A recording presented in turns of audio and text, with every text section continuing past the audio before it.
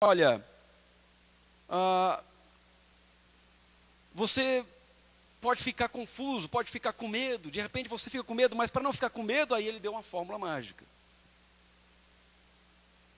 Aí eu fiquei pensando, até conversei com a Grazi, né? Falei, meu Deus do céu, que desespero, né?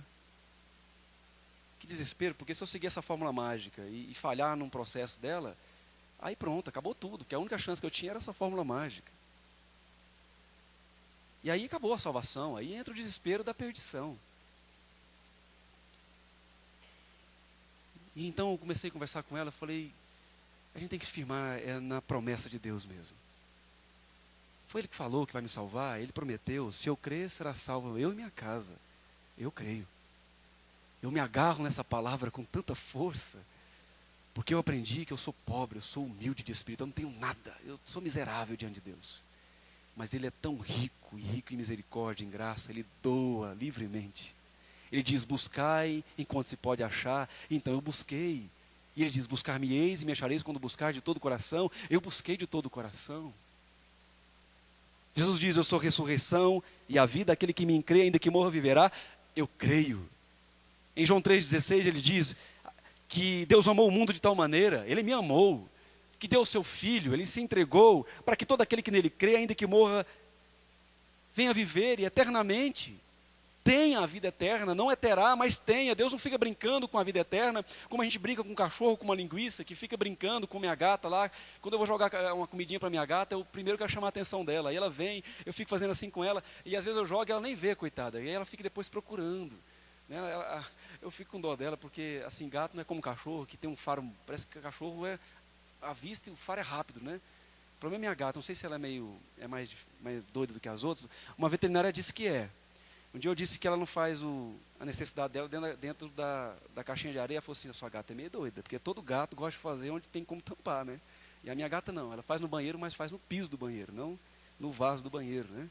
Mas assim, eu estou falando nesse sentido porque Deus não brinca como a gente brinca com os animais, de ficar destrando, brincando, chamando atenção, dizendo, pega aqui e tal, a salvação está aqui, e aí de repente joga para ver se você acha a salvação. Não, Deus diz, Ele vem e revela. Jesus veio claramente e disse que Ele veio a trazer o reino de Deus. O reino de Deus é próximo, é chegado a vocês. Arrependei-vos e credes. É quem crê em mim. Então a fidelidade de Deus está baseada na sua palavra. Nós podemos descansar, diz o autor de Hebreus, porque aquele que falou é fiel. Não é porque eu sou fiel. Porque o texto que nós já lemos em 2 Timóteo diz que ainda que sejamos infiéis, Ele será fiel a si mesmo. Ele não pode negar a si mesmo. Deus não é homem para que minta, diz a sua palavra. Perdão dos pecados. Se confessarmos os nossos pecados a Deus, Ele cumprirá a sua promessa. Ele cumprirá a sua promessa e fará o que é justo. Perdoará os nossos pecados e nos limpará de toda maldade. Esse texto de João, ele é interessantíssimo, porque ele diz assim, está na luz não aquele que é limpo completamente de pecado, porque aquele que diz que é limpo completamente de pecado é mentiroso, porque está querendo fazer Deus mentiroso e Deus não pode mentir. Mas aquele que está na luz é aquele que reconhece que tem pecados e confessa pecados. Aí vem o Deus que é fiel para nos perdoar os pecados e purificar de toda injustiça. Eu descanso na fidelidade do meu Deus. Então, quando eu confesso pecados, amados, não é porque o pastor ora, porque o presbítero ora, não é porque, vou fazer aquilo que Deus quer e Ele vai se agradar de mim. Ele se agradou de Jesus Cristo, do sacrifício de Jesus Cristo. Se Ele agradar de mim, de você, é em Jesus Cristo, pela fé em Jesus Cristo, porque Jesus foi fiel. É a fidelidade de Jesus ao Pai. Antes seja feita a tua vontade, não a minha. Proteção do maligno, o Senhor é fiel, Ele fará que vocês sejam fortes e os guardará do diabo. Vocês estão notando o que acontece, a dinâmica? Nós temos aqui uma promessa, Deus é fiel e Ele age com a sua fidelidade. Ressurreição, 2 Timóteo 2,11, este ensinamento é verdadeiro, se já morremos com Cristo, também viveremos com Ele. Então, nós como igreja protestante, às vezes nós nos esquecemos disto. Nos esquecemos completamente disso. Eu estou falando nesse sentido também, às vezes nos demonstra isso, inclusive, no fato até do nosso evangelismo, muitas vezes. Às vezes eu ouço, fui pastor sempre de congregações, né? Começando, ou de 25 anos, 30, igrejas pequenas. Pessoa tem 20 e pouco, 26 anos, salvo engano, 6 anos de igreja. E muitas vezes vi, não só das igrejas onde pastoreei, mas de outras, não só da IPI, mas também de outras igrejas, elas dizem assim: eu não dou conta. Mas será que Deus vai fazer no nosso meio? Será que Deus vai fazer? Será que essa pessoa... não levo, porque a nossa igreja é tão pequenininha, nosso louvor é tão fraquinho. Amados, quem opera no nosso meio não são as nossas virtudes, nossos dons e talentos. O que nós fazemos aqui é na verdade, uma entrega do que nós somos, não na tentativa de agradar, porque se feito com fé, Deus recebe com gratidão, com alegria. Se de coração Deus, Ele quer adoradores que adorem em espírito e em verdade. Os nossos dons e talentos, a nossa música, tudo que nós fazemos aqui é em louvor a Ele. Agora, quem age no nosso meio, em nós e nos que ainda não foram convencidos, é o Espírito de Deus na fidelidade do nosso Pai. Através do sacrifício fiel que Jesus fez na cruz. A igreja reformada, portanto, não pode esquecer jamais disto, porque se ela esquecer disto, ela vai perder aquilo que os grandes reformadores tiveram. Quando enfrentaram reis, quando enfrentaram sacerdotes, quando enfrentaram todo o perigo, como Martim Lutero enfrentou todo o perigo de ser morto. Aliás, antes de Martim Lutero, salvo engano, John Knox foi morto na fogueira. Precursores da reforma morreram porque confiaram na fidelidade de Deus e entenderam que precisavam pregar esta fé única, nesta fidelidade de Deus. Quando Martim Lutero olha para Romanos e ele entende que não é as chibatadas nas suas costas, não era nada do que ele fazia que lhe salvaria, mas aquilo que Jesus fez por ele, e somente a fé bastava, ele estava afirmando nada menos, nada mais do que basta a mim a fidelidade de Deus. Eu tenho que confiar e descansar na fidelidade de Deus. É Deus que provê o sustento da nossa vida, é Deus quem provê a libertação, é Deus quem provê a segurança, é Deus quem provê tudo aquilo que nós necessitamos. E é a sua fidelidade que deve nos fazer descansar. O autor do Salmo 92 diz: bom é render graças ao Senhor e cantar louvores ao seu nome. As suas misericórdias estão presentes pela manhã. E a sua fidelidade à noite. Não é que a fidelidade de Deus se manifesta só à noite. É porque Ele começa pela manhã com as misericórdias, vai durante o dia com as misericórdias, termina o dia com as misericórdias, e Ele olha para tudo e diz: é fidelidade de Deus.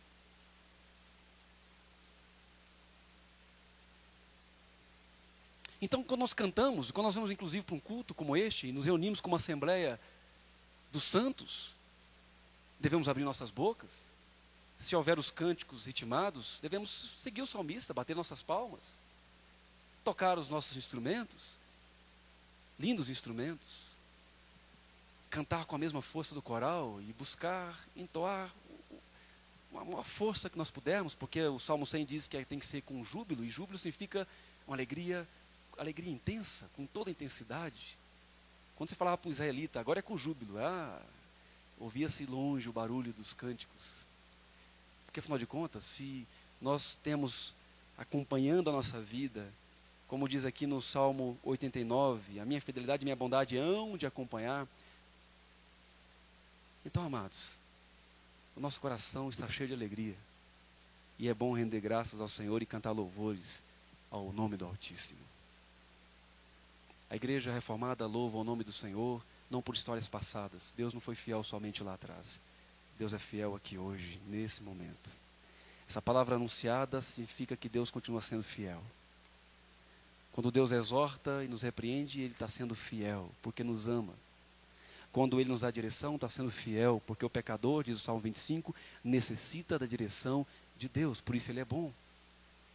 Quando Ele nos agracia com cura, quando Ele nos agracia com dom e nos usa, Ele está sendo fiel. Quando nos conforta, nos consola na dor, Ele está sendo fiel. Quando provê o pão de cada dia, Ele está sendo fiel. A fidelidade de Deus permeia a nossa história, permeia a nossa vida. E esta igreja aqui é símbolo dessa fidelidade constante de Deus na sua vida. Agora, nós não podemos terminar, e eu vou procurar ser mais rápido para não ser demorado e não cansar vocês, mas nós não podemos terminar sem falar também de nós, né? Afinal de contas, a reforma tem um lema muito legal que diz assim, que é santo porque persevera e persevera porque é santo. Eu até brinquei lá no PSUL, quando falei de perseverança uns dias atrás, que a Todeschini, ela roubou essa frase da reforma, né? Dos reformadores. Que ela diz assim, Todeschini vende mais porque é fresquinho ou fresquinho porque vende mais, né? Usou a mesma lógica. Não se pode distinguir uma coisa de outra. Vende mais porque é fresquinho, e é fresquinho porque vende mais. Mas no lema que é no sentido do santo que persevera, e persevera porque é santo, está embutido a parte final da nossa reflexão. É certo, se nós formos infiéis, Deus vai ser fiel. A fidelidade de Deus não depende de nós. Não sei se o pastor Ed já falou aqui, mas falou sempre muito em Jataí, quando fui sua ovelha, depois como pastor auxiliar. E não sei quem falou essa frase, mas diz assim, não é o que você faz que vai fazer com que Deus te ame mais ou te ame menos. Deus te ama porque Ele te ama. Quando Ele olha para Israel, Ele diz assim, eu não amei vocês porque vocês tinham virtudes, vocês eram vermes diante de mim. Vocês não tinham nada que pudesse me agradar. Vos amei porque decidi vos amar. Agora, é fato que aqueles que provam tanta fidelidade não podem ser negligentes.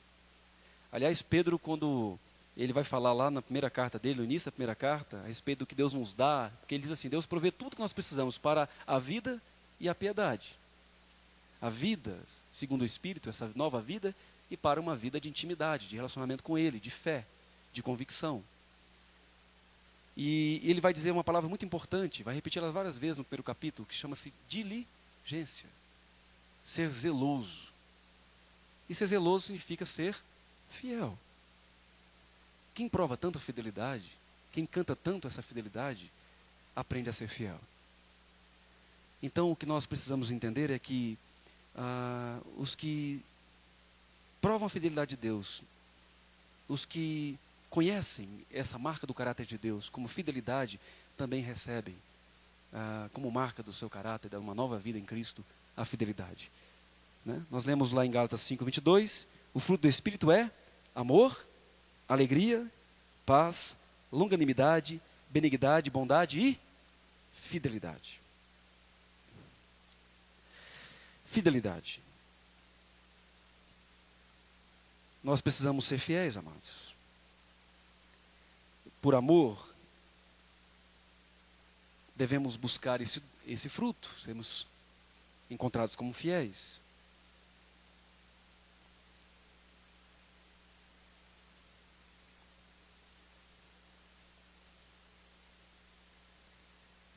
Quando nós olhamos para a palavra de Jesus, ele diz uma coisa muito clara a respeito dos cristãos, trazendo uma analogia de árvore boa e árvore má. De uma árvore frutífera e de uma árvore cheia, que produz somente espinhos. Ele diz, a boa árvore não pode produzir frutos ruins, e nem uma má árvore pode produzir frutos bons. Nós vemos também Jesus falar por parábolas a respeito de um servo que dá alguns talentos de um senhor que dá alguns talentos aos seus servos.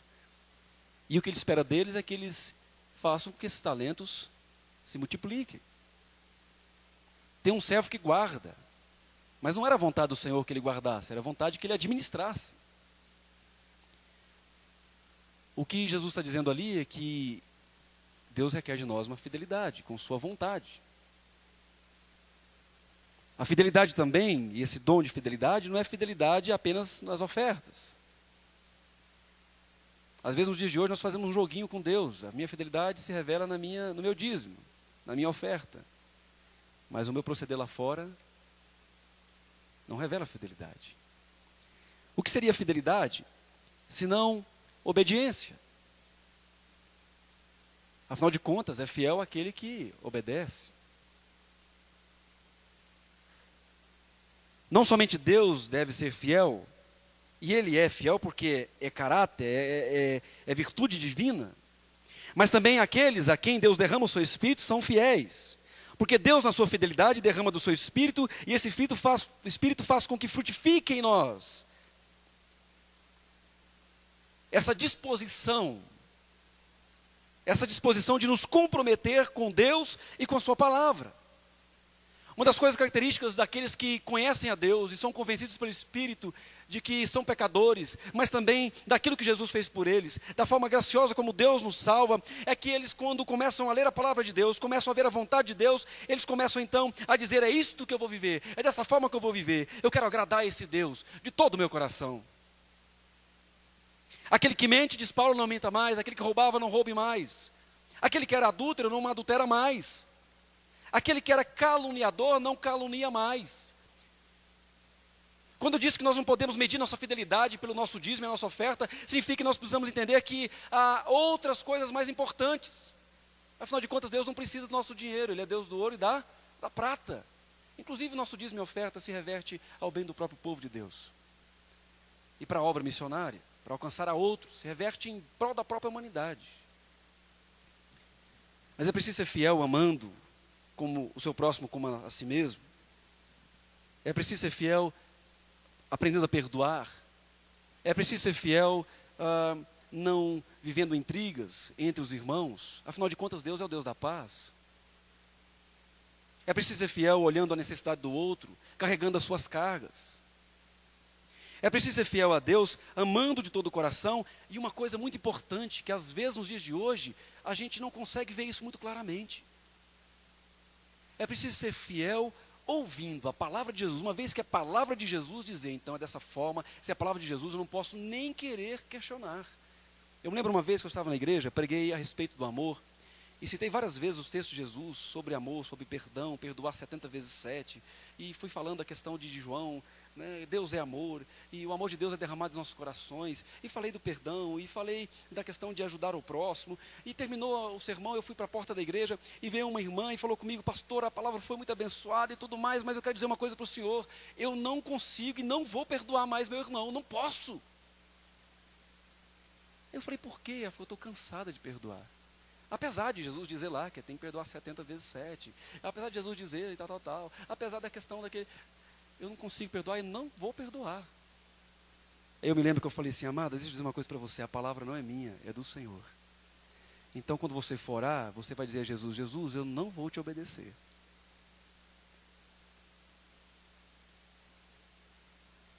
Muitas vezes nos dias de hoje nós não somos fiéis a Deus. Quando Jesus diz algo, e nós dizemos: mas eu vou viver de outra forma. Paulo diz em 1 Coríntios 4:2, que importa que os homens nos considerem como ministros de Cristo e despeceiros do mistério de Deus, dos mistérios de Deus. Ora, além disso, o que se requer dos despenseiros é que cada um deles seja encontrado fiel. Aí você pode dizer assim: pastor, mas essa palavra é Paulo que é o despenseiro de Deus. Eu digo: não.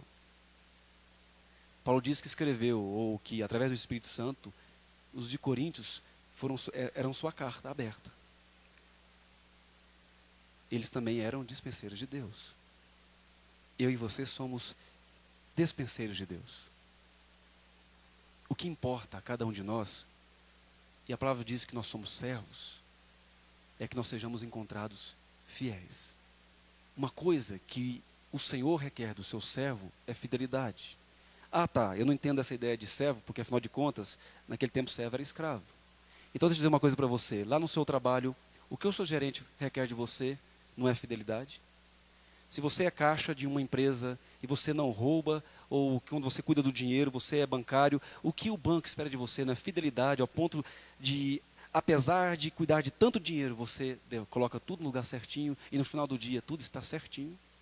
Se você é gerente de qualquer coisa, o que a empresa requer de você não é que você seja fiel no seu horário de trabalho, seja fiel nas suas atribuições e que você consiga, através da sua fidelidade, da sua produtividade, com que tudo vá bem.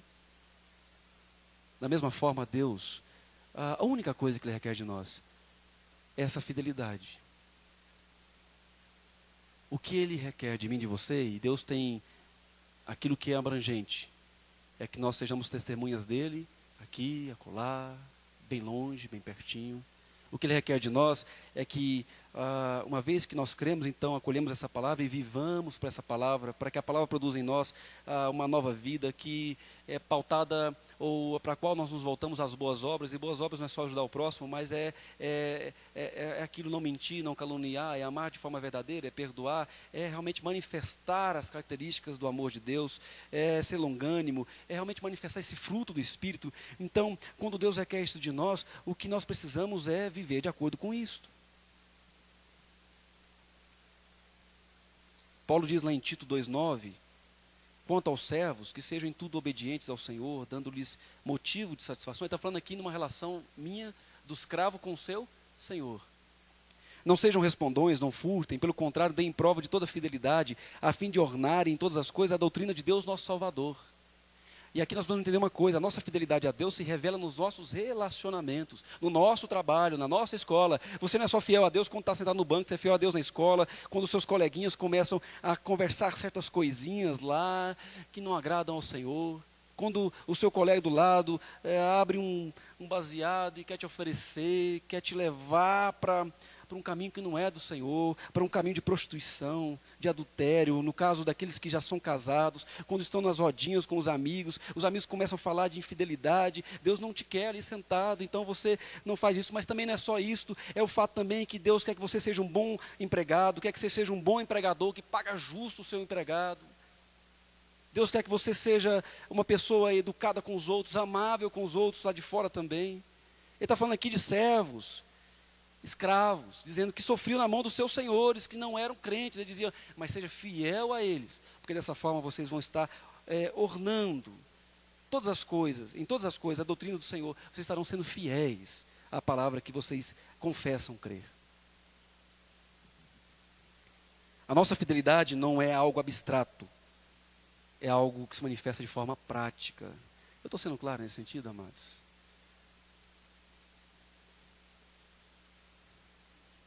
Terminando, eu quero trazer a definição, a morfologia da palavra fidelidade em Gálatas 5:22.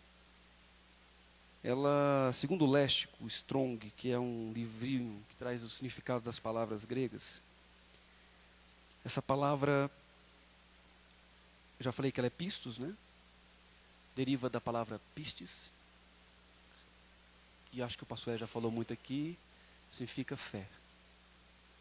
Ela significa convicção da verdade de algo. Nós já falamos sobre isso, né?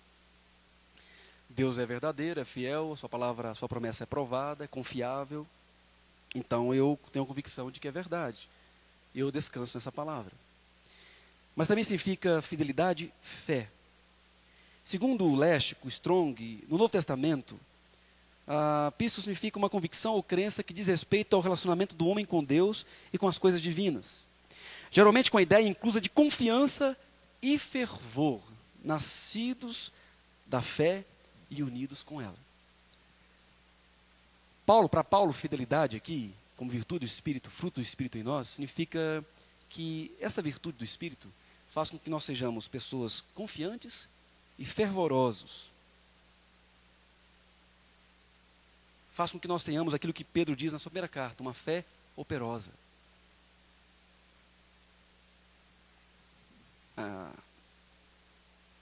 Uma confiança, uma convicção de que Deus existe, é o Criador e governador de todas as coisas, provedor e doador e salvador eterno em Cristo Jesus. Convicção ou fé forte e bem-vinda de que Jesus é o Messias. Isso aqui é o significado da palavra fidelidade, através do qual nós obtemos a salvação eterna no reino de Deus. Significa o caráter de alguém em que se pode confiar. Eu tenho duas coisas para falar aqui e finalizo com elas. A primeira é: a tua fidelidade está intimamente ligada com a tua fé.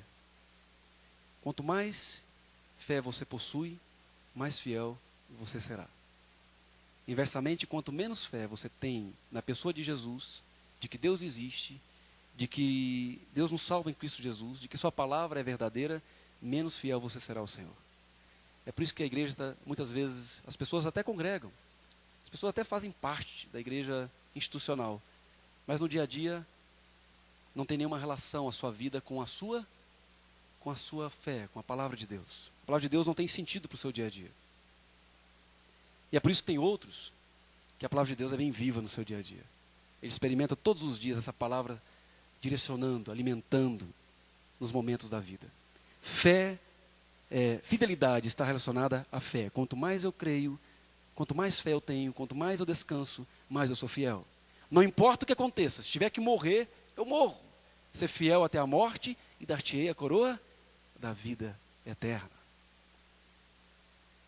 A segunda questão é de que quanto mais eu creio, e quanto mais eu sou fiel a Deus, mais eu me torno uma pessoa confiável.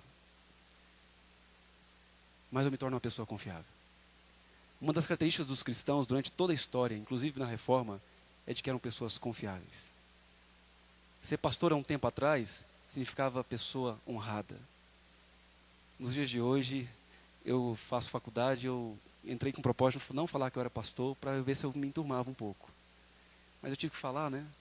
Falei, agora, vamos lá, vamos ser diferente. Calvino fez o que fez em Genebra porque era uma pessoa confiável. Ele foi expulso. Às vezes nós não sabemos disso, mas Calvino foi expulso da primeira vez porque o que queria fazer, ninguém queria. Aí quando ele foi embora, virou uma bagunça tão grande que eles falaram, não, pode vir. Aquilo que você quer fazer é muito duro, mas nós precisamos disso. Porque nós sabemos que você é uma pessoa confiável. Deus confia em nós, Deus nos usa. Deus nos conhece, sabe quem é, derrama poder, derrama graça, até abre as janelas do céu, nos faz pessoas prósperas. Ele sabe que nós vamos usar tudo para a glória do seu nome. Mas também as pessoas lá fora olham para nós e dizem, esses são confiáveis. Eu quero andar no meio deles, afinal de contas, eu vejo fidelidade naquilo que eles vivem. Em outras palavras, como diz o autor do livro, nós vamos ser para os outros pessoas que quer dizer o que diz e diz o que quer dizer. Ou seja, não diz aqui que apenas crê em Jesus Cristo como uma forma mágica de proteção, mas diz porque crê verdadeiramente. Quando nega o pecado, diz não vou fazer por amor ao meu Senhor, as pessoas vão falar assim, esse cara aí realmente está falando porque ele ama o Senhor. Desta forma, amados, a igreja protestante reformada, que conta com a fidelidade de Deus, ela é uma igreja que vive fidelidade em todas as suas áreas, em todos os seus relacionamentos. É composta por pessoas que são chamadas de fiéis. Fiéis. Fervorosos na fé. Com coração fervoroso. Que fazem como o salmista no Salmo 92. Rendem graças ao Senhor e cantam louvores ao seu nome.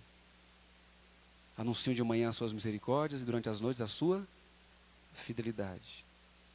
Desta forma tem sentido os lemas da reforma. Só a Escritura. Porque suas promessas, suas ordenanças são sustentadas pela fidelidade de Deus e nós somos aqueles que se deleitam nela. Só a graça de Deus é fruto do seu amor e por este nós temos a sua fidelidade. Dessa forma, se Deus nos prometeu, Ele nos tem dado a dádiva da vida eterna, então podemos confiar, o seu amor é eterno. Há perdão para os pecados, Ele é fiel e justo para nos perdoar, há misericórdia. Só a fé. A palavra fidelidade tem a ver com confiança. Contudo, as promessas não podem ser recebidas sem fé, não podem ser vividas sem fé.